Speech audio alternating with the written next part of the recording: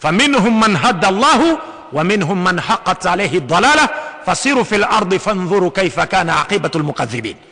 Dieu dit très certainement, nous avons envoyé des messagers dans chaque prophète, dans chaque nation plutôt, dans chaque nation, pour leur dire, adorez Dieu, sans l'associer avec qui ou quoi que ce soit, dans sa souveraineté, dans ses attributs, dans sa divinité et dans son adoration, et écartez-vous des œuvres de Satan. Et il y a eu parmi eux que Dieu avait dirigé parce qu'ils ont voulu, ils ont cherché à être dirigés. Et parmi eux, ceux qui ont suivi l'égarement, et Dieu les a laissés dans l'égarement. Et Dieu défie l'humanité en disant Fasiru fil ard fanzuru kayfa kana aqibatul mukaththibin. Dieu dit sillonnez la terre et vous verrez les preuves même que Dieu avait envoyé des prophètes. Et vous verrez des preuves que des gens ont été châtiés pour avoir refusé le message, rejeté le message des prophètes. Dieu nous dit sillonnez la terre. Wallahi billahi, la science archéologique confirme aujourd'hui que aucune nation de cette terre, sur cette terre, n'a manqué, n'est-ce pas, de recevoir un prophète de Dieu. La science archéologique confirme ça. Que chaque nation a reçu de la part de Dieu un messager, la visite des messagers. Et cela est reconnu même aujourd'hui par les chrétiens. Car dans un livre intitulé Manuel biblique de Halley, à la page 64, l'auteur chrétien protestant a fait un rapport rapportant les propos des archéologues. Il dit que dans chaque nation, il y a eu quelqu'un pour diriger les gens vers le droit chemin. Et il ajoute en disant, les archéologues affirment que chaque nation sur cette terre avait la connaissance du Dieu unique et adorait le vrai Dieu. Et que le polythéisme et l'idolâtrie n'ont intervenu qu'après le passage des prophètes pour égarer l'humanité. C'est-à-dire, ils connaissaient le vrai Dieu, mais après cela, l'idolâtrie et le polythéisme sont venus. Et les gens se sont détournés de la voie de Dieu. Mais comment est-ce que ces choses sont-elles arrivées? Mais le Coran nous a annoncé cela. Le Coran, la science archéologique confirme cela, et le Coran nous a annoncé cela 15 siècles avant, en disant qu'effectivement, toutes les nations avaient la connaissance d'un Dieu unique et l'adoraient sans l'associer avec qui ou quoi que ce soit, mais c'est juste après que l'idolâtrie et le polythéisme ont fait leur apparition. Nous trouvons cela dans la même sourate que j'ai citée ici, sourate Nahl. Cette fois-ci au verset 63, Dieu dit, s'adressant à son prophète, Tallahi, laqad arsalna ila umami min qablik, fazayyana lahum shaytanu a'malahum, fahuwa waliyuhum al-yawma, wa lahum azabun alim. Dieu dit dans ce passage du Coran, chapitre 16, verset 63, Tallahi, laqad arsalna ila umami min qablik. Oh Muhammad, nous avons certainement envoyé des messagers avant toi, dans chaque nation. Mais après le passage des prophètes, Satan est venu. Il a embelli leurs œuvres. Il les a détournés de la voie de Dieu. Aujourd'hui, il est leur maître.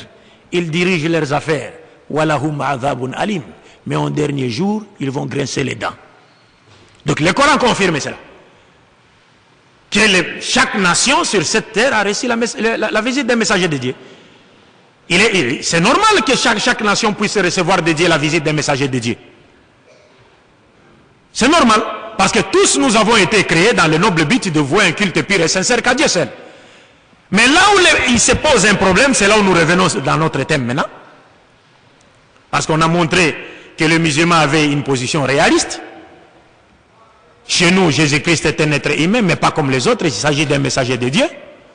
Nous croyons à sa naissance miraculeuse, c'est-à-dire qu'il est né d'une mère et n'avait pas de père, mais le Coran nous montre clairement que cette façon de naître ne pourra en aucune manière nous étonner, car Dieu a créé Adam sans père, sans mère. Adam n'avait pas goûté à la France comme Jésus, Adam n'a pas porté de couches ou cache-couches comme Jésus, Adam n'a pas tété au sein d'une femme comme Jésus, Adam n'est pas resté dans les liquides amniotiques d'une femme comme Jésus, Adam est sorti adulte avec des barbes. Donc Ève est née sans mère, Adam était considéré comme étant son père parce qu'elle a été tirée de son côté. Et Jésus-Christ qui est né sans père avec une mère, et nous qui naissons selon la loi commune avec des pères, et des mères. Voilà les 4 façons dont Dieu a créé la race humaine. Et on nous dit donc si Jésus, peut-être Dieu parce qu'il est né sans père et avait une mère, donc Adam serait plus Dieu que Jésus, parce qu'il n'avait ni père ni mère. Est-ce que vous comprenez? Mais malgré cela, Dieu nous montre que cela ne vous étonne pas. C'est ainsi que Dieu a créé les choses, et il a façonné Jésus dans le ventre de sa mère par sa parole de kun fayakun idha arada shay'an an yaqula lahu kun fayakun. Alors, mais nous les musulmans, nous ne croyons pas que Jésus soit Dieu. Nous ne croyons pas que Jésus-Christ soit le Fils de Dieu. Nous disons simplement qu'il est un prophète de Dieu. Et nous ne croyons pas aussi que Jésus-Christ soit venu pour donner sa vie à la croix, afin que par la croyance, par notre croyance à sa mort sur la croix, comme croient les chrétiens, nous puissions obtenir le pardon de nos péchés et recevoir la vie éternelle. Nous disons que cet enseignement ne vient pas de Jésus-Christ. Jésus n'a jamais donné un tel enseignement. C'est pourtant les enseignements des chrétiens sur Jésus. Il faut bien me comprendre sur ce point. Ce n'est pas un enseignement de Jésus, mais un enseignement des chrétiens sur Jésus. C'est 2 choses différentes, ça. Peut-être qu'il y aura des preuves. Des frères vont avancer des preuves pour montrer que non, nous avons tort. Et nous ne croyons pas que que les Juifs ont tué Jésus-Christ sur la croix. Et maintenant, le problème qui reste, comme on a dit que Dieu a envoyé des messagers partout, dans le monde, mais les Juifs et les chrétiens et les musulmans sont unanimes pour dire que c'est de la descendance d'Abraham que Dieu devait susciter un prophète par qui l'humanité tout entière sera sauvée. C'est de la descendance d'Abraham, le père des croyants. Et c'est sur l'identité exacte de cet ultime messager de Dieu, par qui l'humanité tout entière sera sauvée, que les Juifs, les chrétiens et les musulmans se disent. Donc les Juifs disent c'est leur Messie, pourtant ils attendaient ces Messies-là quand ils étaient encore dominés par les Égyptiens. Sous la domination babylonienne, ils l'attendaient. Sous la domination médo-perse, ils l'attendaient. Sous la domination grecque, ils l'attendaient. Sous la domination romaine, ils l'attendaient. Lorsqu'ils étaient persécutés par Hitler, ils l'attendaient. Lorsqu'ils étaient persécutés par les chrétiens en Europe, ils l'attendaient. Mais aujourd'hui, ils ne sont persécutés par personne. C'est eux qui dominent le monde. Et le Messie viendra alors les sauver en quoi? Les aider en quoi? Si c'est eux maintenant qui dominent le monde. Il viendra les sauver, les aider en quoi? Parce que c'est eux qui dominent maintenant le monde. Alors si eux maintenant dominent le monde, même ceux qui les avaient persécutés hier, ils les dominent aujourd'hui, où est le Messie? Nous disons non, le Messie est passé. Le Messie était déjà venu, en la personne de Jésus-Christ, mais ils ne l'ont pas reconnu. Et peut-être qu'ils attendent le Messie, leur Messie, qu'ils viennent les sauver contre les Arabes. Parce que c'est ce que les gens doivent savoir. Quand les Juifs étaient persécutés partout en Europe, ils n'ont eu la vie sauve qu'en s'exilant vers les pays arabes musulmans, où ils ont vécu en paix jusqu'à connaître leur âge d'or pour la première fois dans leur histoire, comme cela est confirmé par leurs propres historiens. Mais la reconnaissance de l'âne, ce sont des riades. Ils se sont retournés contre les Arabes et les musulmans. Allah nous dit la takhizul yahud wa nasara awliya ba'duhum ba'd awliya. Ne les prenez pas pour alliés. Ils sont alliés entre eux. Ils se sont retournés. Walakin la taqumu sa'a. La taqumu sa'a. Kama qala Rasul sallallahu alayhi wa sallam, la taqumu sa'a hatta yaqtulu al-muslimuna al-yahuda. C'est ce que le prophète a dit. De tout ce qui se passe aujourd'hui dans le monde, les désordres, on tue les musulmans partout, tout. C'est l'objet de la prophétie. Le prophète nous a annoncé toutes ces choses-là. Tout ce que vous voyez, les femmes marcher nues ici dans la rue, là, porter des habits, n'importe quoi, faire des cheveux, n'importe quoi, tout ça, c'est l'objet de la prophétie. Le prophète nous a dit, vous verrez, il arrivera un moment où les femmes vont s'habiller, mais elles seront pourtant nues. Il a dit ça. Vous verrez un moment où les femmes seront habillées, mais elles seront pourtant nues. Ils feront des modèles de cheveux, leurs têtes deviendront comme des têtes de chameaux. C'est le prophète long, avec des modèles de mèches. Le prophète nous a annoncé. Les prophètes, lui, elles vont transformer la couleur, même changer la couleur de leur peau. Il nous a annoncé cela. Ces choses doivent arriver. Et le prophète dit, il arrivera même un moment où une mère et sa fille se disputeront un homme. Ça doit arriver. Lisez les prophéties de Mohammed sallallahu alayhi wa sallam relativement à notre époque. J'ai acheté un livre en Égypte en 3 volumes, Mu'jizatul Rasul sallallahu alayhi wa sallam, ma tahaqqaqa wa ma lam tatahaqqaq ba'd. Le prophète nous a annoncé sur toutes ces choses-là. Il nous dit où vous verrez les mosquées remplies. Les musulmans vont remplir les mosquées, mais sans droiture. Sans droiture. Le Coran sera lu, mais nous ne le mettons pas en pratique. C'est pourquoi l'autre fois j'ai dit, vous savez, aujourd'hui, il arrive même que lorsque l'un de nous, musulmans, il dit A'udhu billahi minash shaytanir rajim.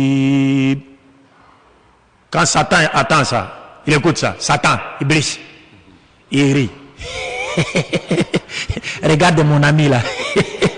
Il est en train de demander la protection de Dieu contre moi. Pourtant, juste après sa lecture du Coran, je serai avec lui dans son coin, là où il va faire les zina. Donc, ta protection de Dieu contre Satan, là, ne l'inquiète même pas. C'est de l'eau versée sur le dos d'un canard, mon frère. Satan s'en moque, quoi. Il se moque de nous. C'est pourquoi le prophète a dit encore dans un hadith, وَمِنَ النَّاسِ مَنْ يَقْرَأُ الْقُرْآنَ وَالْقُرْآنِ يَلْعَنُهُ. Il y a des gens qui lisent le Coran, mais le Coran les maudit. Il y a des gens qui lisent le Coran, mais le Coran les maudit. Comment le Coran peut maudire? Parce que quand tu as lu quelque chose dans le Coran, Dieu t'a interdit quelque chose et tu l'as fait après l'avoir lu, le Coran te maudit. Le prophète dit dans un autre hadith, Iqra al-Qur'an ma nahaka, fa in lam yanhaka falasta taqra'u. Le prophète nous montre que si ta lecture du Coran ne t'ordonne pas le bien et ne t'interdit pas le mal, alors sache que tu n'as pas lu le Coran. Parce que le Coran est venu pour ordonner le bien et interdire le mal. Ce n'est pas une lecture perroquée. وَنُنَزِّلُ مِنَ الْقُرْآنِ مَا هُوَ شِفَاءٌ وَرَحْمَةٌ لِلْمُؤْمِنِينَ وَلَا يَزِيدُ الظَّالِمِينَ إِلَّا خَسَارًا وَالظَّالِمُونَ نَحْنُ الْمُسْلِمُونَ في هذا الزمان. L'autre fois j'ai dit, parce qu'il y a un hadith qu'on aime souvent citer, où le prophète dit خَيْرُكُمْ مَنْ تَعَلَّمَ الْقُرْآنَ وَعَلَّمَهُ. Le meilleur d'entre vous, c'est lui qui a appris le Coran et il l'a appris. Alors les gens s'empressent à dire le meilleur d'entre vous est celui qui a appris le Coran et il l'a appris, c'est-à-dire Allazi ta'allama al-Qur'an wa 'allamahu ila ghayrihi. C'est-à-dire celui qui a appris le Coran et il l'a enseigné aux autres. Non, ce n'est pas ça l'essence du hadith. C'est pas ça l'essence du hadith. Ça c'est le deuxième sens du hadith, parce que le prophète dit le prophète, Dieu lui a donné l'éloquence. Il peut dire un mot, une phrase, et cette phrase a 10 sens. Mais le premier sens qui est visé par les hadiths, c'est lequel? خيركم من تعلم القرآن وعلمه أضمره يرجع إلى هذا الذي تعلم القرآن. Le meilleur d'entre vous est celui qui a appris le Coran et le Coran l'a appris. Lui, le Coran l'a informé sur ce que Dieu attend de lui, sur ce qu'il doit faire comme bien et ce dont il doit s'écarter comme le mal. Et il le met en pratique, c'est celui-là le meilleur. Et non, toi tu apprends le Coran, tu enseignes aux autres et tu oublies ta propre personne. Tu peux pas être meilleur. Le mot khayr en islam est lié avec le tatbiq, la pratique. Khayr en islam, c'est avec la pratique. C'est pas avec la bouche. Alors bref, pour ne pas trop abuser de votre temps. Donc ici, le problème c'est sur l'identité exacte de ces messagers. Donc les juifs disent, c'est leur messie. Et nous savons que le messie des juifs est déjà passé. Donc ils n'ont rien à attendre. Ils dominent déjà le monde. Et les chrétiens disent, non, ce messager est plutôt Jésus. Et les musulmans disent, non, ce messager est plutôt Mohammed. Mais qui dit vrai? Qui a raison? Nous avons cité une qaïda en disant, personne d'entre nous ne pourra être plus éloquent que Dieu, Jésus-Christ et Mohammed pour nous départager sur cette question. C'est pourquoi je m'en vais au deuxième point. Je vais aller rapidement parce que, Inch'Allah, le thème de cette conférence sortira dans l'avenir sur des supports audio et vidéo. Inch'Allah ta'ala. Et j'ai un autre thème que j'ai écrit en Égypte. On a travaillé ensemble avec mes professeurs qui s'intitule هل المسيحية من عند الله أم من عند الشيطان؟ انتهى الحوار. Parce que c'était une réponse aux prêtres égyptiens qui attaquent les musulmans en Égypte. Alors bref, nous avons dit que nous allons traiter les concepts définitionnels du terme sauveur de toute l'humanité. Vous devez savoir, je m'excuse, ou je vais carrément les prendre par ici. Ça va, merci. Vous pouvez prendre des notes, c'est très important. Et il y aura des critères, les critères que ce sauveur de l'humanité doit remplir pour qu'il soit reconnu en tant que tel, c'est très important. Et ces critères, quand je l'ai traité avec beaucoup de pasteurs, chez moi et ailleurs, la plupart d'entre eux se sont convertis en islam sans même avoir écouté mes arguments. Les critères seulement. À partir des critères, ils ont compris qui était le messager de Dieu destiné à l'humanité tout entière. Mais je commence par le second point. Je dis qu'on va voir les concepts définitionnels du terme sauveur de toute l'humanité. J'aimerais qu'il soit clair que lorsque je parle du sauveur de toute l'humanité, vous devez le comprendre, du moins dans le contexte qui est le nôtre, vous devez le comprendre comme étant le messager de Dieu destiné à l'humanité tout entière. C'est-à-dire le messager de Dieu par qui l'humanité tout entière sera sauvée. Car Dieu étant lui-même l'auteur du plan de salut de l'humanité, il demeure donc le sauveur de toute l'humanité par excellence, en majuscule. Donc quand je parle du sauveur de toute l'humanité, il faut comprendre par messager de Dieu par qui l'humanité tout entière sera sauvée. Alors, nous savons que le mot sauveur, c'est, si lorsqu'on regarde dans les dictionnaires, on trouve que le mot sauveur, c'est quelqu'un qui c'est-à-dire qui tire quelqu'un du danger, n'est-ce pas? Qui tire quelqu'un du danger, qui lui apporte une assistance, qui le sauve de la mort, qui le sauve d'un malheur.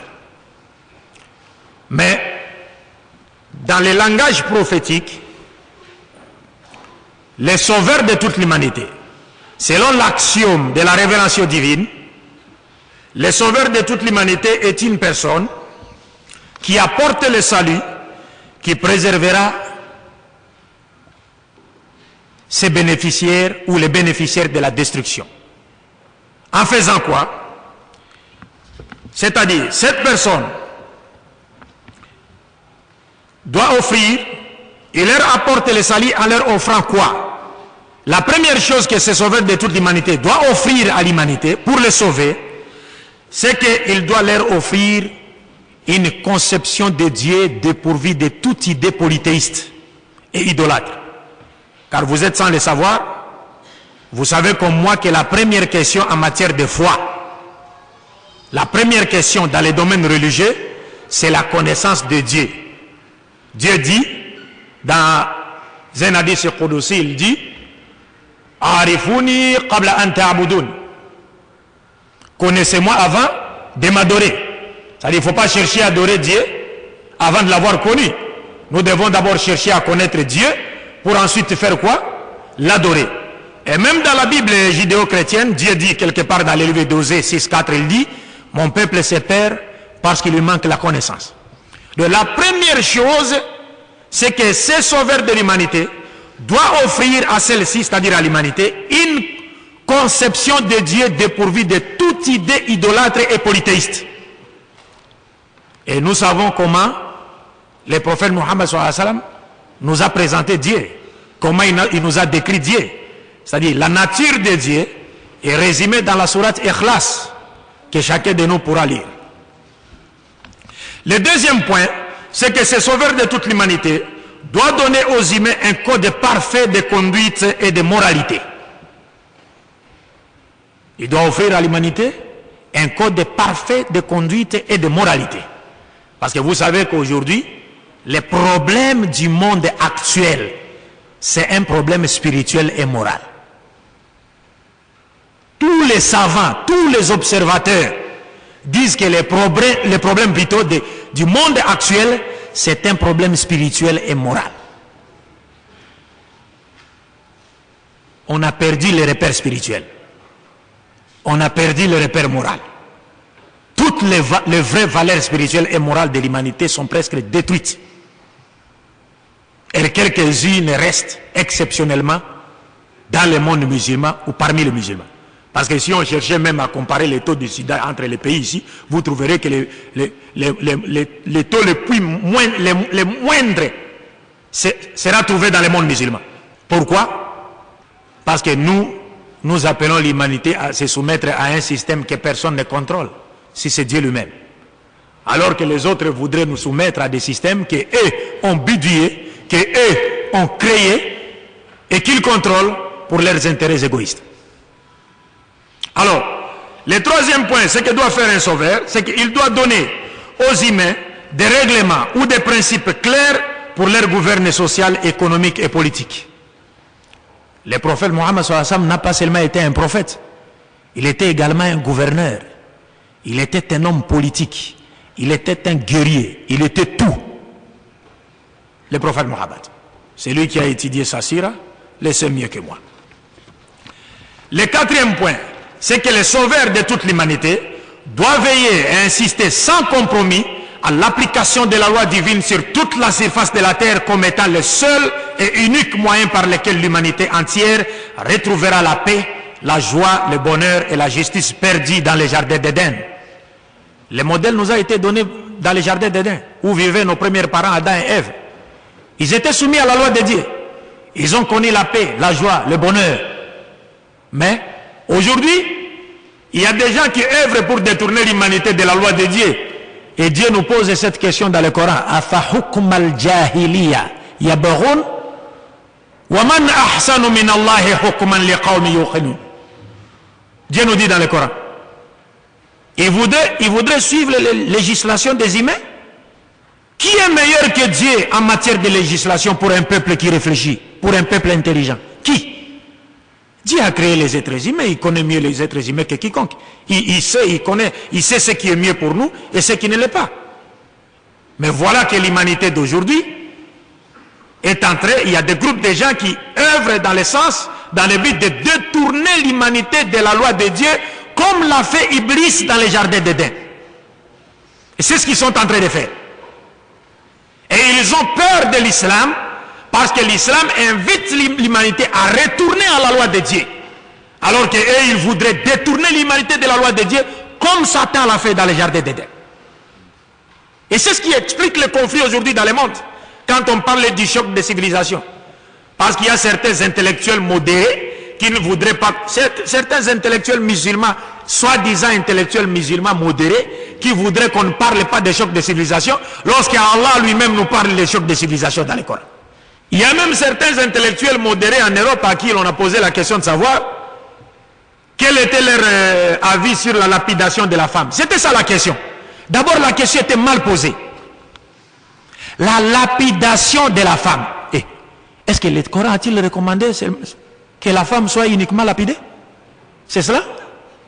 Où est l'homme alors? C'est comme si le Coran avait dit lapider uniquement la femme, pas l'homme. Est-ce que vous comprenez? Alors ces intellectuels disaient, ah bon, vous savez, moi j'ai une autre position. Hein. J'ai une autre position, ça exige un débat, des histoires. Quel débat, mon frère? Dieu a dit un point, un trait. Si Dieu a institué cette loi, le but de cette loi n'est nullement de voir les gens se faire lapider, qu'ils soient hommes ou femmes. Le but de cette loi, c'est de faire peur aux gens pour qu'ils ne commettent pas la fornication et l'adultère. La loi ne concerne jamais les justes. La loi concerne seulement les injustes. Quand tu fais une gaffe, tu es frappé par la loi. Une fois, j'ai regardé à la télé des chrétiens qui quittaient une région du Nigeria. Ils s'exilaient ailleurs. Pourquoi? Parce que les musulmans auraient institué la charia. C'était à l'époque, ça fait longtemps. Alors on a interviewé un chrétien. On lui a posé la question de savoir pourquoi tu t'exiles ailleurs. Il a dit, mais non, les musulmans viennent d'installer leur charia. Nous ne pouvons plus vivre ici. Et moi j'ai dit, mais qu'est-ce qui se passe là? Parce que les musulmans là, qu'est-ce qu'ils ont dit? Si tu couches avec la femme d'autrui, on te tue. Si tu es un voleur et qu'il s'avère que tu es un voleur à droit, tu voles même si tu as de quoi à manger, mais tu continues à voler parce que c'est ta profession, on te coupe la main. Si tu fais ceci, on te tue. Mais toi, tu fuis quoi si tu n'as pas l'intention de voler? Toi, que nous aimons simplement parce qu'il est noir. Pas parce qu'il va aider l'islam ou faire quoi. Tous ils sont dans le même panier. Que personne ne vous trompe. Tous dans le même panier. Mais nous l'aimons parce qu'il est noir. Et que les noirs ont une histoire douloureuse aux États-Unis d'Amérique. Et Dieu a fait qu'il accède aux imams al-hukm. Alhamdulillah rabbil alamin. Dieu donne la royauté à qui il veut. Mais vous vous rappelez qu'il a proposé, il avait demandé au Sénat de voter le budget qu'il a proposé pour que le Sénat puisse adopter et voter ce budget afin de pallier au problème des Américains. Il a demandé qu'on lui donne combien? Vous vous rappelez? C'était combien? Rappelez-moi. Combien de milliards? Hein? Combien? 10 milliards. C'est pas 10 milliards, mon frère. 1000 et ça de 1000 aussi. C'est 700 milliards de dollars. Il y a eu 300 milliards qu'on a ajouté après. Mais il a soumis d'abord une demande de 700 milliards de dollars pour pallier au problème des Américains, pas au problème du monde entier. Mais wallahi billahi, mes chers frères, l'humanité tout entière est estimée aujourd'hui à 6 milliards d'individus. Prenez 700 milliards, divisez-les en 6 milliards. Chacun de nous aura combien? Takbir. Takbir. Wallahi billahi. Si le système des Occidentaux était là pour le bien-être de l'humanité, on n'aurait jamais entendu des gens mourir de faim sur cette terre. Jamais. Ça, c'est seulement l'argent pour aider les Américains. 700 milliards de dollars divisés par 6 milliards d'individus sur la terre. Chacun de nous aura combien? Maintenant, prenez l'argent des Chinois, l'argent des Saoudiens, l'argent des Coréens, divisez ça. Chacun de nous aura combien? Vous comprenez cela?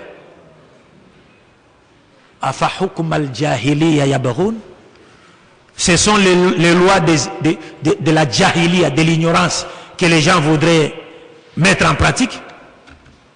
Dieu nous pose cette question. Alors que Dieu c'est le meilleur des législateurs. Faites le calcul, vous verrez vous-même. Personne n'allait mourir sur cette terre de faim. Donc bref, le cinquième point, nous disons enfin, le sauveur, il doit donner aux humains des enseignements clairs sur la vie après la mort. Le sauveur de l'humanité, de toute l'humanité, doit donner aux humains des enseignements clairs sur la vie après la mort. Vous voyez, parce qu'il y a aujourd'hui des gens qui croient, qui pensent qu'il n'y a pas une autre vie après celle-ci. Vous comprenez? Il y a aujourd'hui des gens qui croient en cela. Il y a des mouvements mystiques dans le monde, qui travaillent même avec beaucoup de dirigeants dans le monde. Et c'est ce qui explique leur sadisme, le sadisme de certains vis-à-vis de leur peuple, parce qu'ils pensent que finalement ils ne comparaîtront pas devant le tribunal de Dieu pour être récompensés chacun selon ses œuvres. Parce qu'on leur enseigne dans ces mouvements mystiques. Moi j'ai étudié à l'Institut pour une synthèse planétaire, c'est-à-dire là où j'ai étudié tous les mouvements mystiques. Maïkari, Rose-Croix, Ekanka, Fraternité Blanche, toutes ces histoires-là. Parce qu'il n'est pas de mes habitudes de condamner les crocodiles avant d'avoir été à la rivière. Il faut aller à la rivière d'abord. Voyez les dégâts qu'est en train de faire le crocodile, là vous pouvez porter un jugement sur lui. Il ne faut pas seulement commencer à condamner quelqu'un comme ça et vous ne connaissez même, vous ignorez tout de lui, quoi. Donc j'ai étudié toutes ces choses-là. Et le centre a été fermé même le jour où mon ami, moi et mon ami, avons posé certaines questions aux responsables. 3 jours après, le centre a été fermé. C'était sur la question de la réincarnation. Donc bref, il y a des gens qui pensent qu'après cette vie, il n'y aura pas une autre vie. Par conséquent, ils ont le droit de commettre toutes sortes, de faire n'importe quoi sur cette terre, parce qu'ils pensent qu'ils échapperont au jugement de qui? Au jugement de Dieu. Alors, l'islam nous enseigne bien sûr qu'il y a une vie après cette vie, et Jésus-Christ également l'a enseigné. Et toute personne qui ne croit pas à une autre vie après celle-ci est comparable à un bébé qui est encore dans le ventre de sa mère. Vous savez, un bébé qui est dans le ventre de sa mère, si seulement on pouvait lui dire, toi petit bébé, sache que là où tu es, en dehors du ventre de ta mère, il y a une autre vie plus meilleure que celle que tu mènes là-bas. Est-ce que ce bébé nous croira? Est-ce qu'il nous croira? Mais quand il va sortir, est-ce qu'il aimerait encore retourner dans le ventre de sa mère? Personne. Parce qu'il va trouver que cette vie ici, que nous vivons ici, est plus meilleure que la vie dans le ventre de sa mère. De même, la vie du paradis est plus meilleure que la vie que nous menons ici. Parce que comme nous n'avons pas encore vu, nous sommes comme des bébés dans le ventre de nos mères. Parce que nous ignorons les réalités. Alors bref, je passe au troisième point rapidement pour finir. Le troisième point, nous avons dit les critères que ce sauveur de toute l'humanité doit remplir pour qu'il soit reconnu en tant que tel. Quels sont ces critères? Nous allons ici, nous avons sélectionné un certain nombre de critères qui sont en parfaite harmonie avec l'esprit téléologique de toute la révélation divine. Et sur base de ces critères, nous pourrons, Inch'Allah, répondre facilement à la question que nous nous sommes posée dans le cadre de cette conférence, à savoir, l'humanité sera-t-elle sauvée par Jésus-Christ ou par Mohammed? C'est-à-dire, nous saurons finalement qui de Jésus-Christ ou de Mohammed est le messager de Dieu par qui l'humanité tout entière sera sauvée. Le premier critère, c'est quoi? C'est très important. C'est là où je vous invite vraiment à prendre note. Le premier critère est le suivant. C'est-à-dire, pour que Jésus-Christ ou Mohammed soit reconnu comme étant le messager de Dieu envoyé à l'humanité tout entière, ou encore le messager de Dieu par qui toute l'humanité sera sauvée, Dieu qui les avait envoyés doit explicitement déclarer avoir envoyé Jésus-Christ ou Mohammed vers toute l'humanité. Vous m'avez compris? Parce que c'est Dieu qui les avait choisis, inspirés et envoyés. Donc il sait vers qui il les avait envoyés. Donc le premier critère, Dieu doit explicitement déclarer avoir envoyé Jésus-Christ ou Mohammed vers toute l'humanité. Le second critère est que Jésus-Christ ou Mohammed doit explicitement déclarer avoir été envoyé par Dieu vers toute l'humanité. C'est-à-dire lui-même. Parce que personne ne peut être plus éloquent que lui, que Jésus ou Mohammed. Donc Jésus doit le dire et Mohammed doit également le dire. Et ils sont là, parmi nous. À travers quoi? À travers leurs écrits, leurs paroles. Le troisième critère est que Jésus-Christ ou Mohammed doit confirmer le caractère universel de sa mission en ayant de son vivant et pendant son ministère des disciples appartenant à d'autres nations que la sienne. Je me suis fait comprendre? Parce qu'il est absurde de dire que Jésus était envoyé à l'humanité tout entière, ou encore Mohammed a été envoyé à l'humanité tout entière, lorsqu'on sait que de son vivant et pendant son ministère, il n'avait que des disciples appartenant à sa race et non à d'autres nations. C'est absurde. Celui qui a été envoyé à l'humanité tout entière doit avoir des disciples appartenant à d'autres nations pour confirmer le caractère universel de sa mission. Le quatrième critère, Jésus-Christ ou Mohammed, paix de Dieu soit sur eux, doit confirmer le caractère universel de sa mission en appelant les gens des autres nations à croire en lui en tant que messager de Dieu envoyé également vers eux. Vous comprenez ça? C'est-à-dire nous devons voir Jésus-Christ de son vivant appeler des non-israélites, pas seulement les juifs, appeler même des non-israélites à croire en lui. Et Mohammed également appeler des non-arabes à croire en lui pour confirmer le caractère universel de sa mission.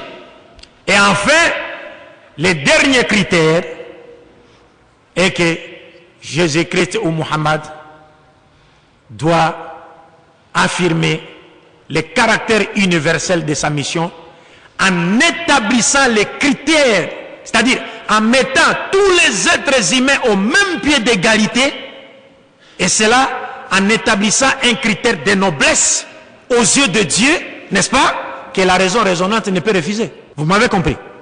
C'est-à-dire, il est absurde de croire aujourd'hui que Jésus-Christ a été envoyé à l'humanité tout entière, ou encore Mohammed, si les deux n'ont jamais placé tous les êtres humains au même pied d'égalité. C'est-à-dire, par exemple, pour Mohammed, les Arabes sont supérieurs aux êtres humains. Ils sont plus valeureux, ils ont de la valeur que nous autres. Ou alors, pour Jésus-Christ, les Juifs ont plus de valeur que les autres êtres humains. Non. Il doit mettre tous les êtres humains au même pied d'égalité en basant les critères de noblesse sur la piété. Vous m'avez compris? Ce sont là les 5 critères. Maintenant, on peut commencer avec le premier. Le premier est celui-ci. Dieu doit explicitement déclarer avoir envoyé Jésus-Christ ou Muhammad à l'humanité tout entière. Nous commençons avec le cas de Jésus-Christ, la paix de Dieu soit sur lui. Pour le cas de Jésus-Christ, tout lecteur de la Bible et du Saint-Coran sait qu'avant la naissance même de Jésus-Christ, sa mission a été annoncée à sa mère et le champ même de sa mission lui a été indiqué. Dans la Bible, je vais aller rapidement, vous les aurez Inch'Allah en détail sur les supports audio, vidéo, visuels Inch'Allah dans l'avenir, sur le plein à Dieu. Dans le livre de Jérémie chapitre 31, versets 31 à 34, Dieu avait prévu de conclure une nouvelle alliance avec les enfants d'Israël. Après que la première ait été abolie. Parce que l'alliance que Dieu avait conclue avec les enfants d'Israël à travers Moïse, dont la Torah a été le livre garantissant cette alliance, avait été abolie par les enfants d'Israël à cause de leurs péchés. Et Dieu, par sa grâce, a voulu conclure de nouveau une autre alliance avec les enfants d'Israël. Et cette fois-ci, le messager de cette nouvelle alliance n'était plus Moïse, comme dans l'ancienne alliance, mais plutôt Jésus-Christ. Et dans ce passage de Jérémie, Dieu nous montre clairement qu'il conclura une nouvelle alliance avec les 2 maisons d'Israël, c'est-à-dire la maison de Juda au sud et la maison d'Israël au nord. Parce qu'après la mort du roi Salomon, fils de David, paix de Dieu soit sur lui, le royaume d'Israël s'est scindé en 2 parties. Le royaume du nord qu'on a appelé Israël, qui avait pour capitale la Samarie, et le royaume du sud qu'on a appelé Juda et qui avait pour capitale Jérusalem. Et Jésus-Christ a vécu au sud. Donc Dieu a dit, je ferai une nouvelle alliance, je conclurai une nouvelle alliance avec les 2 maisons d'Israël. Et le messager de cette nouvelle alliance, c'est bien Jésus-Christ. La paix de Dieu soit sur lui. Donc il a été annoncé cela dans la Bible. Et avant même sa naissance, dans Matthieu chapitre 1, verset 21, Dieu a envoyé un ange pour dire à Marie que tu enfanteras un fils et tu lui donneras le nom de Jésus. C'est lui qui sauvera son peuple de ses péchés. Il sauvera le peuple, son peuple, le peuple de Dieu, de ses péchés. Quel peuple? Matthieu chapitre 2, verset 6, toujours dans le Nouveau Testament, on nous indique le peuple en question en nous disant, et toi Bethléem, tu n'es certes pas la moindre parmi les principales villes de Juda, car de toi sortira un chef qui paîtra Israël, mon peuple. Donc le peuple dont il est question, c'est Israël, et cela a été annoncé à Marie avant même la naissance de Jésus-Christ. Et le champ de la mission de son fils lui a été clairement indiqué comme quoi il était prophète de Dieu aux enfants d'Israël. Lui-même Jésus-Christ est venu. Dans le Coran, nous voyons cela. Dans la sourate Zukhruf, il y a un verset qui m'échappe un peu. Je pense au verset, est-ce qu'un cheikh peut me rappeler ce verset? Sourate Zukhruf, in huwa illa abdun an'amna alayhi wa ja'alnahu mathalan li bani Israël. Dieu dit, Jésus-Christ n'était autre qu'un serviteur de Dieu, à qui il a doté du bienfait de la prophétie, et il a fait de lui un prophète pour les enfants d'Israël. Et dans la sourate Imran, chapitre 3, versets 49 à 50, Dieu nous montre clairement, parlant de Jésus, il dit, wa rasulan ila bani Israël. Donc il est le messager de Dieu aux enfants d'Israël. Ça c'est de la part de Dieu. Et Jésus-Christ lui-même dans le Coran, il dit, wa idh qala Isa ibn Maryam, ya bani Israël, inni rasulullahi ilaykum musaddiqan lima bayna yadayya min at-tawrat wa mubashiran bi rasulin ya'ti min ba'di ismuhu Ahmad. Jésus dit, s'adressant aux enfants d'Israël, ô enfants d'Israël, je suis le messager de Dieu envers vous. Donc Dieu l'a envoyé vers les enfants d'Israël. Dans la Bible comme dans le Coran, Dieu affirme avoir envoyé Jésus-Christ exclusivement aux enfants d'Israël. Maintenant pour le cas de Mohammed, qu'a dit Dieu? Dieu parlant de la mission de Mohammed, il dit, wa ma arsalnaka illa rahmatan lil alamin. Ô Mohammed, nous ne t'avons envoyé que comme une miséricorde pour tout l'univers. Pas seulement pour toute l'humanité, même tout l'univers, c'est-à-dire même pour les animaux. Parce que Mohammed sallallahu alayhi wa sallam est le seul prophète qui a défendu les droits des animaux. Le seul prophète. Même les musulmans ignorent ce que le prophète a dit des animaux. Et ce n'est pas cette femme-là en France, comment on l'appelle encore, Brigitte Bardot. Lorsqu'elle voit les musulmans égorger les moutons pendant le pèlerinage, oh non, ils sont très mauvais, très méchants, ils tuent les animaux. Mais est-ce que c'est toi qui les avais créés? Mais le prophète a défendu les animaux. Jusqu'à ce qu'il a interdit aux musulmans de s'asseoir sur un animal s'il ne se déplace pas. C'est-à-dire quand tu as par exemple ton cheval ou ton âne et que tu arrives quelque part, tu veux parler avec des gens et que tu vas prendre par exemple 30 minutes, les prophètes te conseillent de redescendre, de descendre, de laisser l'animal respirer. Tu vois ça? Ils te conseillent de descendre. Et il nous interdit de laisser un animal sous le soleil. Je le vis ici au Mali, partout mon frère. C'était terrible. Vers Tombouctou, là-bas, Djenné, ainsi de suite. Non, c'est terrible. C'était pas l'islam ça. Le prophète nous a enseigné toutes ces choses-là. Il a donné des enseignements sur l'environnement, beaucoup de choses. Bref, donc wama arsalnaka illa rahmatan lil alamin. Oh Muhammad, nous ne t'avons envoyé que comme messager, comme miséricorde pour tout l'univers. Et dans un autre passage, Dieu dit encore, toujours dans le Coran, chapitre 34, verset 28, si je ne m'abuse, Dieu dit wama arsalnaka illa kafatan linnas bashiran wa nadhira walakinna akthara an-nasi la ya'lamun. Donc c'est comme aujourd'hui, les adeptes d'autres confessions religieuses ou courants religieux qui n'ont pas encore reconnu, qui n'ont pas encore crié à Muhammad, ils font simplement partie de ces groupes de gens qui ne savaient pas. Walakinna akthara an-nasi la ya'lamun. Oh Muhammad, donc oh Muhammad, nous t'avons envoyé à la totalité des êtres humains comme annonciateur d'une bonne nouvelle, le paradis, avertisseur d'un châtiment, l'enfer de Dieu. Mais cependant, la plupart des gens ne le savent pas. Je vais aller rapidement. Le deuxième point, c'est que Jésus-Christ lui-même, ou Muhammad, paix de Dieu soit sur eux, doit confirmer le caractère universel de leur mission en déclarant clairement avoir été envoyé par Dieu vers toute l'humanité. Lorsqu'on regarde le cas de Jésus, on trouve que même dans la Bible, Jésus-Christ dans Matthieu chapitre 10, versets 5 à 7, il a choisi ses 12 apôtres. Et vous savez quel est l'ordre qu'il leur avait donné après les avoir choisis? Il leur avait dit ceci: n'allez pas chez les païens, n'entrez pas chez les Samaritains, mais allez plutôt chercher les brebis perdues de la maison d'Israël. Il les interdit formellement d'aller vers les non-israélites et même de rentrer chez les Samaritains qui étaient leurs voisins, des voisins. Et il dit, en chemin, guérissez les malades, purifiez les lépreux, ressuscitez les morts et dites-leur que le royaume des cieux s'est approché. Regarde ça. Les apôtres vont, ils guérissent les malades. Est-ce que les païens n'avaient pas de cas de maladie? Hein? Est-ce que les païens n'avaient pas de cas de maladie? Ils avaient des cas de maladie à guérir. Ils avaient des cas de lépreux à purifier. Ils avaient des cas de morts à ressusciter. Mais Jésus-Christ leur dit, n'allez pas chez les païens, n'entrez pas chez les Samaritains. Laissez leurs malades et leurs morts. Allez plutôt chercher les brebis perdues de la maison d'Israël. Que cet enseignement ne vous étonne pas. Parce que c'est ce que font les Occidentaux.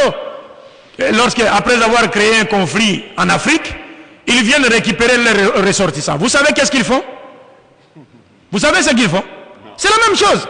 C'est-à-dire après avoir créé un conflit militaire en Afrique, parce qu'ils vivent des conflits, vous voyez, c'est-à-dire ils vous poussent vers le conflit et le gouvernement achète des armes d'eux, l'opposition également, les rebelles achètent également les armes, et on se font la guerre, on s'entretue, on détruise nos infrastructures sociales, et puis après la guerre, qu'est-ce qu'ils font?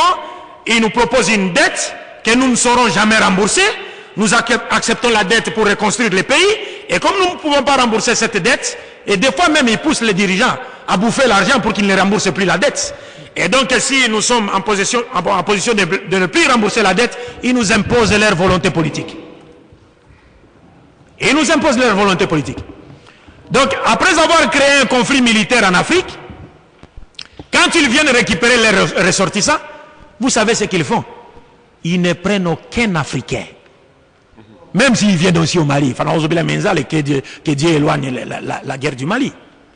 Qu'il fasse que ces pays vivent dans la paix. Mais quand ils viennent en Afrique, Wallahi Billahi, un Africain peut pleurer et faire couler même du sang. Il va rester là. Nous sommes venus récupérer les Français. Tu n'es pas français. Mais tu n'es pas français. Nous sommes venus récupérer les Américains. Messieurs, ils laissent les Africains là. Et c'est ce qui est dit ici.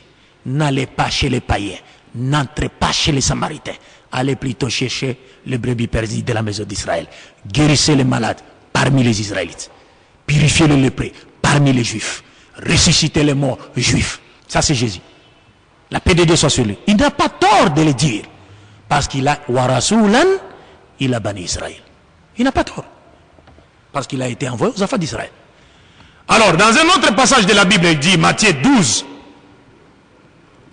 24 à 26, à partir de 21 même jusqu'à 26, il y avait une femme samaritaine, cananéenne plutôt, qui n'était pas israélite, qui avait une femme possédée par un démon, et plutôt une fille possédée par un démon.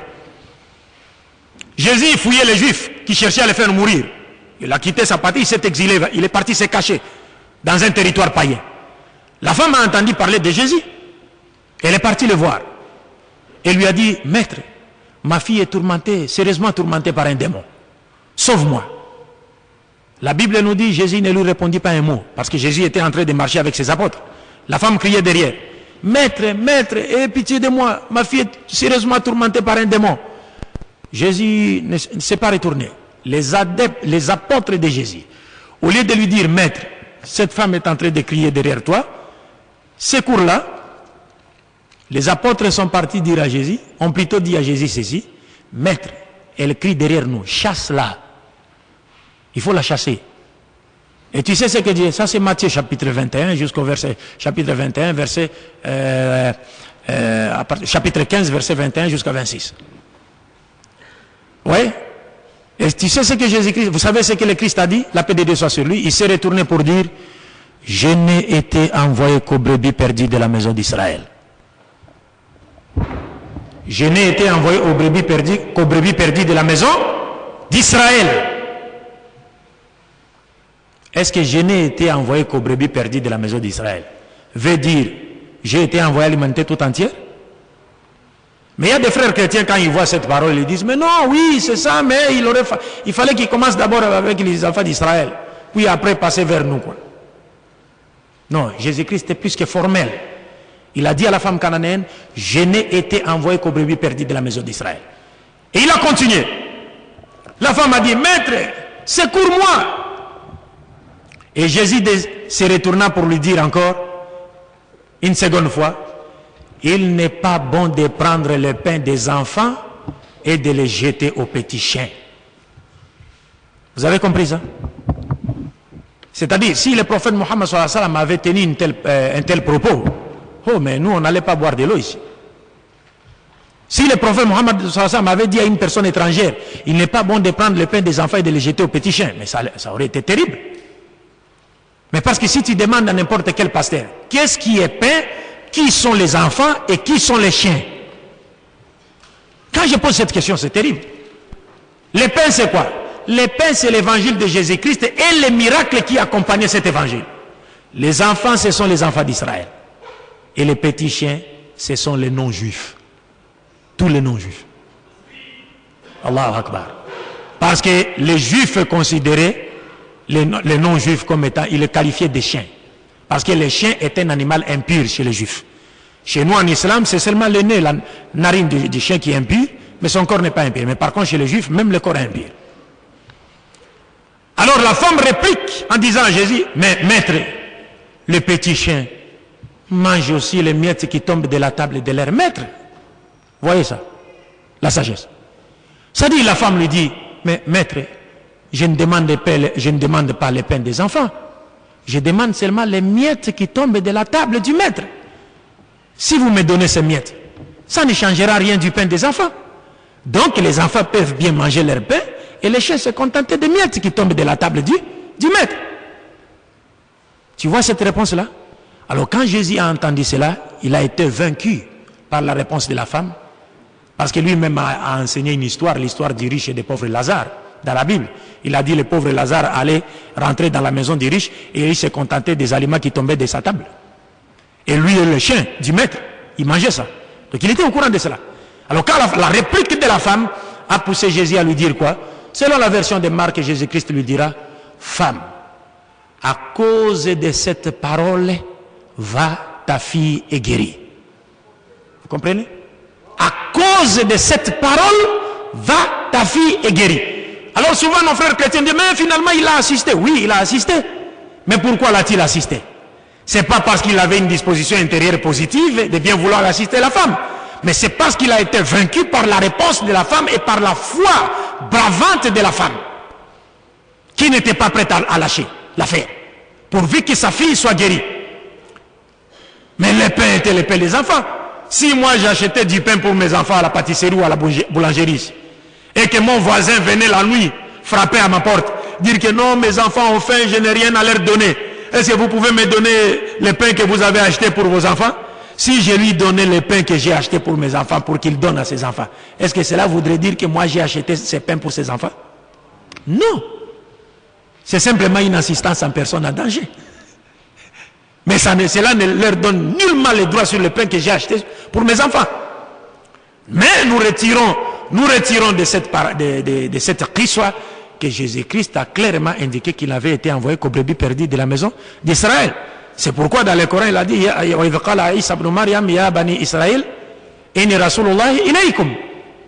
il a dit que je suis le messager de Dieu envoyé vers vous.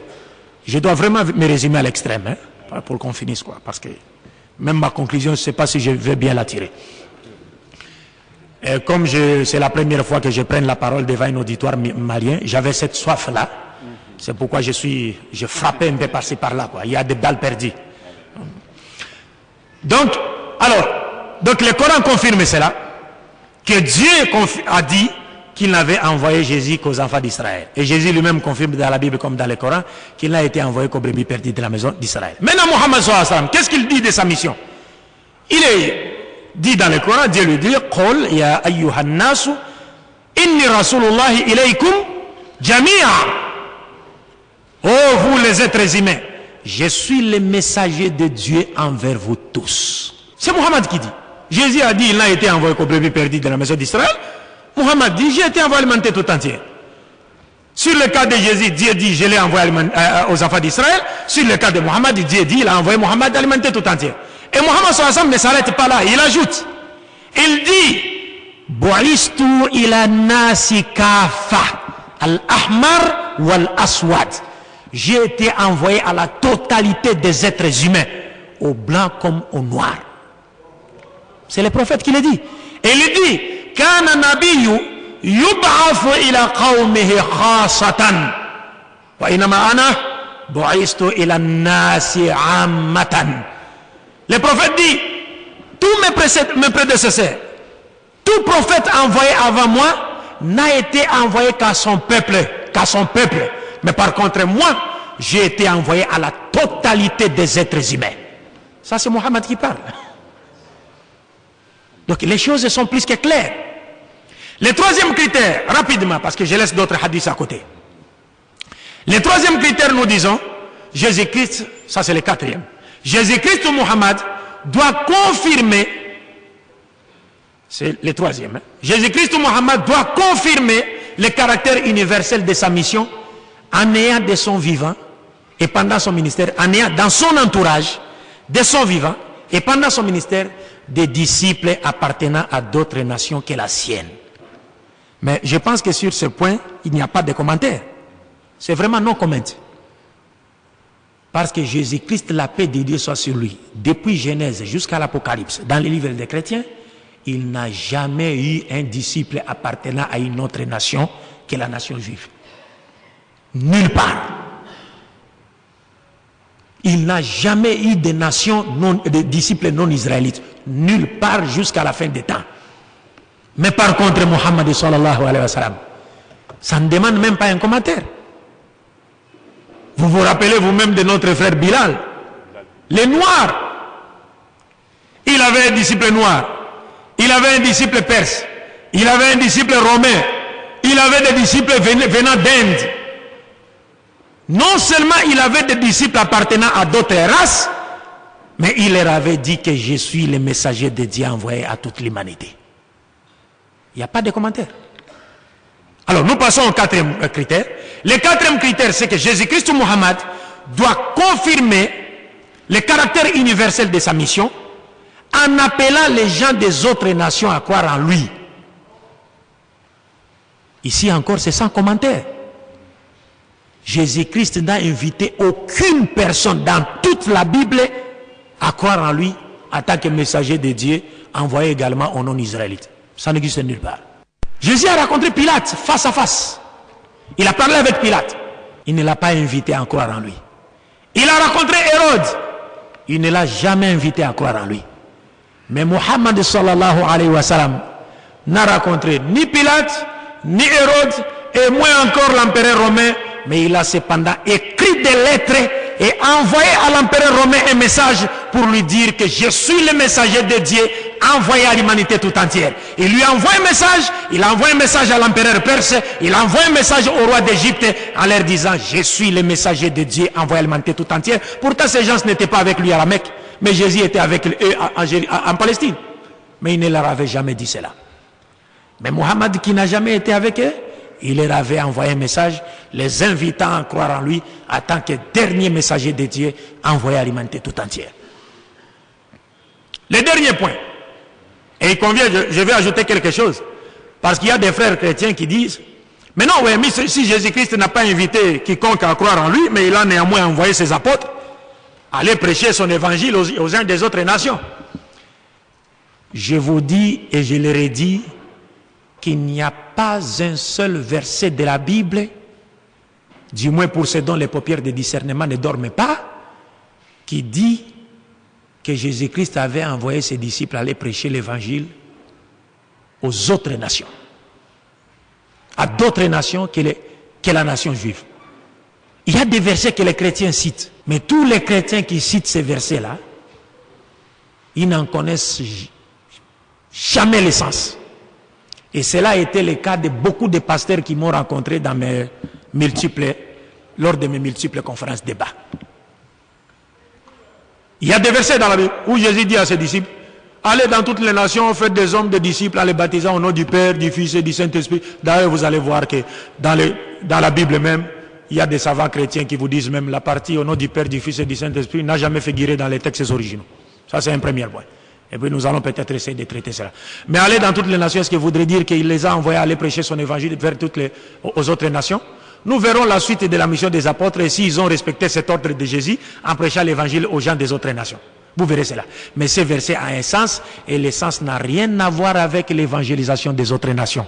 Inch'Allah ta'ala. Donc le dernier critère, je termine en disant que Mohammed, ou Jésus-Christ ou Mohammed, paix de Dieu soit sur eux, doit confirmer le caractère universel de sa mission en plaçant les êtres humains au même pied d'égalité, en établissant un critère de noblesse basé sur la piété.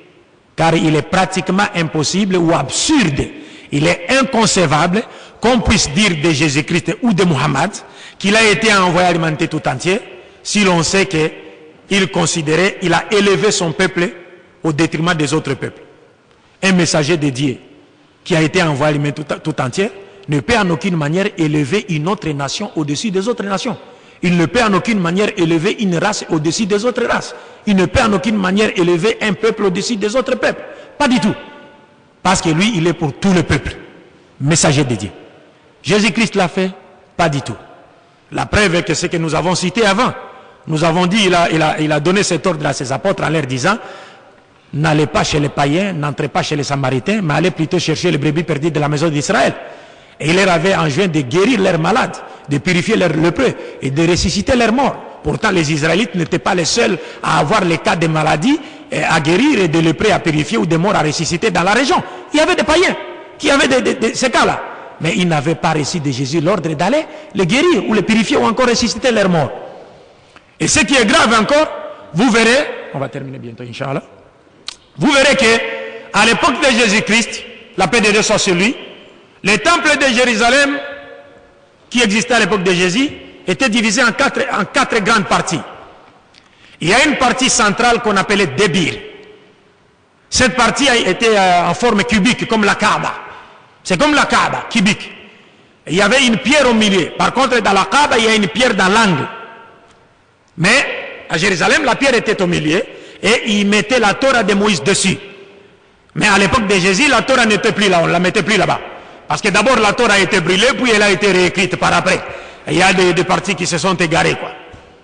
Il mettait la Torah là. Alors cette partie s'appelait Débir. Personne n'est rentré dans cette partie-là si ce n'est les grands prêtres. Et il le faisait seulement une fois par an. Et quand il rentrait dans la salle de Débir, on lui attachait une corde au pied. Parce que s'il faisait seulement une erreur à l'intérieur, Dieu le tuait sur place. Et personne ne pouvait rentrer à l'intérieur aller récupérer son corps. Donc il va falloir faire quoi? Le tirer à l'aide de cette corde. On tire son corps et on va l'enterrer. Parce que Dieu, chez les Juifs, il frappait directement. Pas il frappe. Mais alors venait la seconde salle, seconde partie du temple, qu'on appelait Hekal, qui sépare la salle des prêtres avec le Débir. Et après cela venait la salle des prêtres, les chiours, les cheikhs juifs. Et après la salle des cheikhs juifs, venait la salle des hommes israélites, qui ne se mélangeaient pas du tout avec les femmes. Les juifs prient comme nous les musulmans, avec des inclinaisons, ruku, et des prosternations, sujoud. Des fois, quand j'ai fait des débats avec mes frères chrétiens, je leur demande, écoutez, si vous me montrez seulement un seul verset dans la Bible, où un prophète de Dieu a prié assis sur une chaise, je vous promets de devenir, je vous promets non seulement de devenir un chrétien, mais je vous promets également de porter une croix qui pèserait 20 kilos en cuivre, en signe de ma conversion au christianisme. Mais il n'y a pas un seul verset. Vous comprenez? Donc, là maintenant, quand je lance ce défi, en montrant que tous les prophètes de la Bible priaient comme les musulmans. Ils enlevaient les chaussures, faisaient les ablutions comme nous, ils priaient avec des rukus, prosternations comme nous. Il n'y a pas un seul prophète qui a prié sur une chaise. Alors, maintenant à cette époque-là, donc là, au temple maintenant de Jérusalem, qu'est-ce qui s'est passé? Après la salle des hommes, venait la salle des femmes israélites qui ne se mélangeaient pas aussi avec les hommes. Mais à l'époque, il y avait des Israélites, des non-Israélites, avant même que Jésus ne vienne, qui avaient embrassé la religion juive. Tout comme aujourd'hui, nous trouvons des non-juifs qui ont embrassé le judaïsme. Ça existait avant Jésus. Parce que Dieu avait dit à Moïse et à Salomon, j'ai vu que parmi les gens des nations, il y a des gens qui voudraient m'adorer et s'écarter des idoles. Alors s'ils veulent m'adorer, ils peuvent m'adorer, mais à une seule condition. Qu'ils se fassent circoncire, les chitanes, et puis qu'ils s'abstiennent de consommer des aliments impurs, dont les porcs et les autres viandes. Ils peuvent m'adorer. Mais qu'est-ce qui s'est passé? C'est-à-dire, les gens qui se sont convertis au judaïsme, là, avant que Jésus ne vienne, ils n'avaient pas droit de pénétrer dans les temples. Et quand Jésus est venu, il a trouvé ces gens-là. Et vous savez qu'est-ce qui était écrit? En sortant du temple, il y avait une balustrade de pierre, comme une petite clôture comme ça. Un peu basse, n'est-ce pas? Et sur cette balustrade de pierre, il était écrit, il est strictement interdit à toute personne n'appartenant pas aux 12 tribus de la maison d'Israël de pénétrer dans les temples de Jérusalem sous peine de mort. C'est-à-dire tout étranger, même s'il s'est converti au judaïsme, il ne pouvait pas pénétrer dans les temples. Or Jésus prêchait tous les jours dans les temples de Jérusalem, comme nous dit la Bible. Il voyait ces gens-là, il voyait ce qui était écrit, mais Jésus ne leur avait jamais dit non, non, non, non, non, non, détruisez cette balustrade ici. Pourquoi vous les mettez, vous les écartez des juifs? Et vous, les païens convertis au judaïsme, rentrez dans les temples, nous allons tous prier dans les temples, car nous sommes tous au même pied d'égalité aux yeux de Dieu. Il n'a jamais fait cela. Le seul prophète derrière qui toutes les nations ont prié, sans distinction des races et des langues, c'est bien Muhammad sallallahu alayhi wa sallam. Ils ont prié dans une mosquée, en une même langue, en regardant vers la même direction, en récitant, en prononçant les mêmes paroles et en exécutant les mêmes mouvements. C'était seulement derrière Muhammad sallallahu alayhi wa sallam.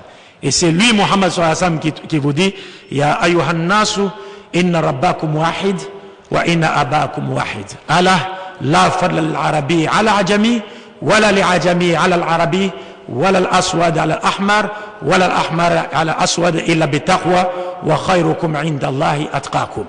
Le prophète nous dit, oh vous les êtres humains, votre Seigneur est un Allah, votre Père, de qui vous descendez tous mathématiquement, Adam est un. L'arabe n'est pas supérieur à un autre être humain, ni un autre être humain supérieur à un arabe, ni un noir supérieur à un blanc, ni un blanc supérieur à un noir que par la piété. Le meilleur d'entre vous est celui qui craint Dieu le plus. Il dit dans un autre hadith, Inna Allah la yanzuru ila suarikum wa amwalikum la bal yanzuru ila madha ila qulubikum wa a'malikum. Dieu ne regarde jamais vos visages. Il ne regarde jamais ce que vous possédez comme richesse. Mais Dieu regarde plutôt vos cœurs. Et il regarde vos œuvres. Donc bref, j'ai voulu conclure d'une manière longue, mais comme on a pris assez de temps, et que nous n'avons pas suffisamment de temps, pour conclure comme je l'ai prévu, je pense qu'il devient clair pour toute personne en possession de ses facultés mentales et dont les paupières de discernement ne dorment pas, que Dieu lui-même a clairement confirmé dans le Coran comme dans la Bible qu'il n'avait pas envoyé Jésus-Christ vers l'humanité tout entière, mais qu'il avait plutôt envoyé Mohammed vers l'humanité tout entière. Et nous avons vu que Jésus-Christ lui-même a déclaré avoir été envoyé par Dieu uniquement aux enfants d'Israël et non à l'humanité tout entière. Par contre, Muhammad sallallahu alayhi wa sallam a explicitement déclaré avoir été envoyé par Dieu à l'humanité tout entière, et il a défié même en disant que tous ceux qui l'ont précédé n'ont été envoyés qu'à leur peuple respectif. Et nous avons vu que du vivant de Jésus-Christ, il n'a jamais eu de disciples appartenant à d'autres nations que la sienne. Il n'a eu de disciples qu'israélites. Et il n'a jamais appelé un non-israélite à croire en lui. Par contre, Muhammad sallallahu alayhi wa sallam a invité les gens des autres nations à croire en lui, et il avait clairement dit qu'il était le messager de Dieu envoyé à l'humanité tout entière. Et nous avons vu que Jésus n'a jamais invité quiconque à croire en lui parmi les gens des nations, mais Muhammad sallallahu alayhi wa sallam a envoyé des messages à des gens, aux gens qui étaient plus loin de l'Arabie, pour les inviter à croire en lui en tant que messager de Dieu envoyé à l'humanité tout entière. Et enfin, nous avons vu que Jésus-Christ n'a jamais établi les critères de noblesse basés sur la piété en mettant tous les êtres humains au même pied d'égalité à son époque. Déjà, même après son départ, ses apôtres ont continué à croire que les Juifs étaient supérieurs aux autres êtres humains, et les preuves sont dans la Bible. Mais par contre, Muhammad sallallahu alayhi wa sallam est venu, il a placé tous les êtres humains au même pied d'égalité, et il a montré que le meilleur d'entre nous est celui qui craint Dieu le plus, simplement parce que c'est Muhammad sallallahu alayhi wa sallam qui est le seul messager de Dieu issu de la descendance d'Abraham, qui a été envoyé à l'humanité tout entière. En d'autres termes, l'humanité tout entière ne sera sauvée que lorsqu'elle acceptera Muhammad sallallahu alayhi wa sallam et acceptera de vivre sous la loi apportée par ses prophètes Muhammad sallallahu alayhi wa sallam. J'ai dit